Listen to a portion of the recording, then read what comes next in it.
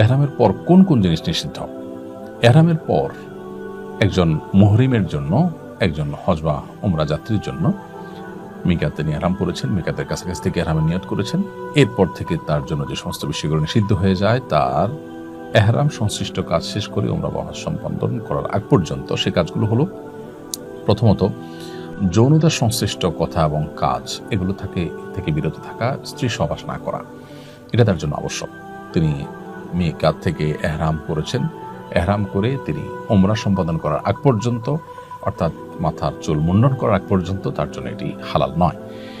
অতএব এটি একটি কাজ, স্ত্রী সহবাস, স্বামী সহবাস, এটা থেকে বিরত থাকতে হবে এহরামরত অবস্থাতে।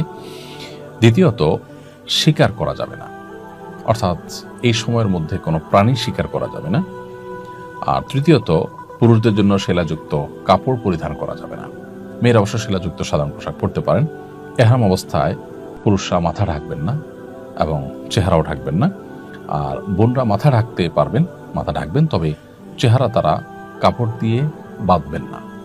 পরপুরুষের সামনে গেলে সেক্ষেত্রে পর্দার জন্য ব্যবস্থা করবেন, কারণ মা আয়েশা রাদিয়াল্লাহু তাআলা আনহা তিনি যখন হজ করেছেন নবী সাল্লাল্লাহু আলাইহি ওয়াসাল্লামের সাথে, তিনি বলেছেন যে তিনি পুরুষদের দৃষ্টি সীমানায় চলে আসলে তার মাথার উপরের কাপড়টাকে তিনি টেনে দিতেন, তার মানে স্বাভাবিক অবস্থা তিনি খোলা রাখতেন।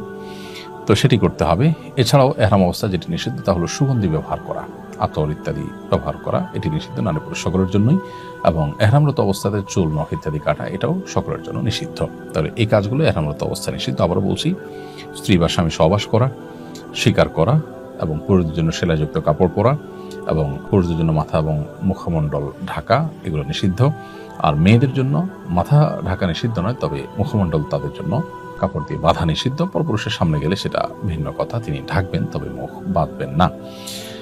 আর সুগন্ধিযুক্ত কোনো কিছু ব্যবহার করে নারী পুরুষ সবার জন্য নিষিদ্ধ, এবং চুল নখ কাটাও সবার জন্য নিষিদ্ধ। এগুলো হলো এহরামের নিষিদ্ধ কাজ। এই নিষিদ্ধ কাজগুলো নিষিদ্ধ থাকবে কতক্ষণ পর্যন্ত? যতক্ষণ পর্যন্ত তিনি চুল না কাটছেন বা চুল মাথা মুন্ডন না করছেন, তার আগ পর্যন্ত, অর্থাৎ এহরাম শেষ হওয়ার আগ পর্যন্ত এগুলো বলবৎ থাকবে।